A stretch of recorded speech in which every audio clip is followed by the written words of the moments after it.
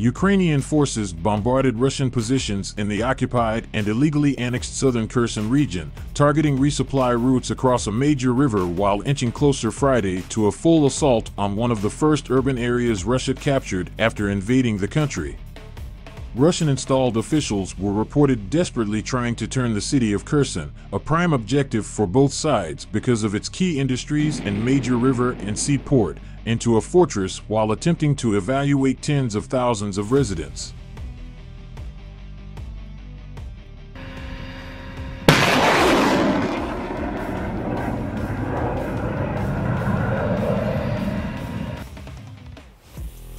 The Kremlin poured as many as 2,000 draftees into the Kherson region, one of 4 Moscow illegally annexed and put under Russian martial law, to replenish losses and strengthen frontline units, according to the Ukrainian Army's General Staff.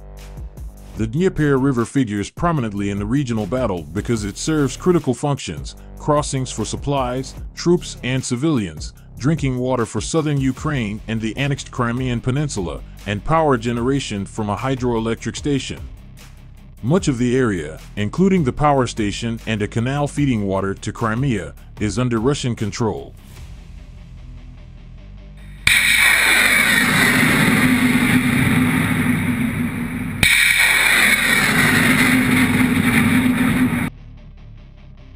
Kremlin-installed Kherson officials said Ukrainian shelling of a Dnieper River ferry crossing killed 2 journalists working for a local TV station they set up under occupation. At least 2 other people were reported killed and 10 members of the broadcast crew and their relatives were wounded. Ukrainian President Volodymyr Zelensky contends the Russians plan to blow up the dam and power station to unleash 18 million cubic meters, 4.8 billion gallons, of water and flood Kherson and dozens of other areas where hundreds of thousands of people live.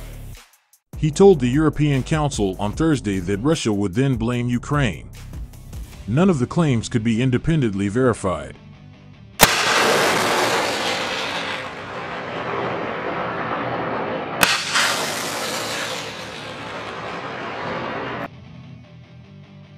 Defying international law, Russian President Vladimir Putin annexed Ukraine's Kherson, Luhansk, Donetsk, and Zaporizhia regions last month, even though his forces don't control all the territory. Putin declared martial law in the regions as of Thursday to assert Russian authority in the face of military setbacks and strong international criticism. In the Donetsk region, 2 people were killed in Russian shelling of the city of Bakhmut, said Pavlo Kyrylenko, the province's Ukrainian governor. Russian troops have been unable to advance toward the city for more than a month.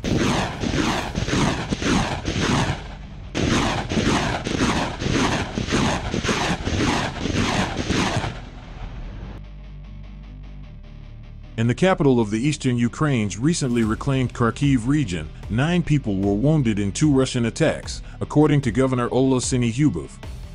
In the city of Zaporizhia, a Russian S-300 missile strike Friday wounded 3 people and damaged a residential building, a school, and infrastructure, Ukrainian authorities said. Each strike won't scare anyone. It will make us stronger, said Dniprovsky District Acting Administrative Chief Volodymyr Hrynesty.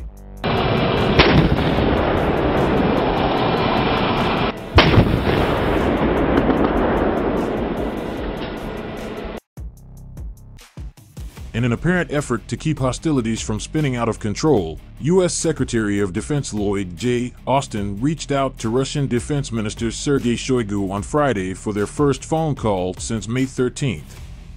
Defense officials have said the Russians had not responded to U.S. efforts to set up calls. Russia's deployment of aircraft and troops to air bases in Belarus raised the specter of another front on Ukraine's northern border, although Belarusian President Alexander Lukashenko said Friday, "We're not going anywhere today. If you do not want to fight with us, then we will not. There will be no war."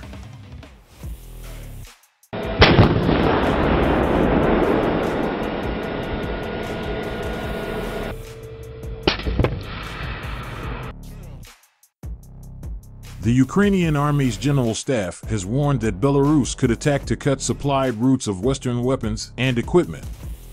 Belarus intervention could also divert Ukraine's resources and weaken its southern counteroffensive. While prospects for peace appear slim, the Kremlin insisted Friday that Putin has been open to negotiations from the very beginning and nothing has changed. Spokesman Dmitry Peskov told reporters that Putin tried to initiate talks with both NATO and the United States even before the special military operation, the Russian term for its war in Ukraine.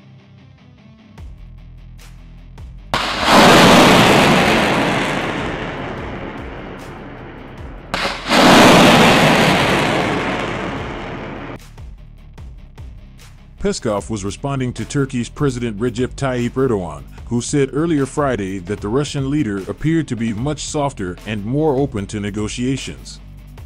U.S. Secretary of State Antony Blinken said Putin's war has backfired. President Putin thinks that these attacks will somehow break the will of Ukrainian people.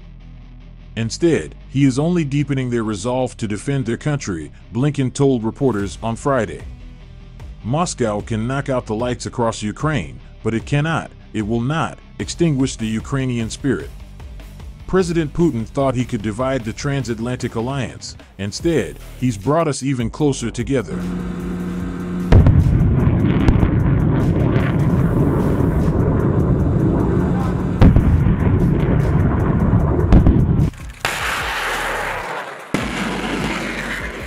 So this is a great opportunity for us to come out.